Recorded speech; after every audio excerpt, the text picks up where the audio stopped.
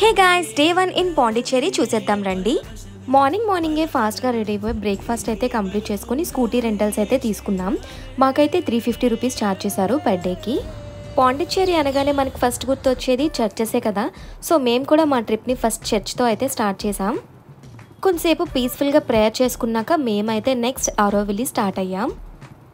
దారిలో మాకైతే గణేష్ టెంపుల్ కనిపించింది. మేమైతే ఆరోవిల్లీ రీచ్ అయిపోయాం.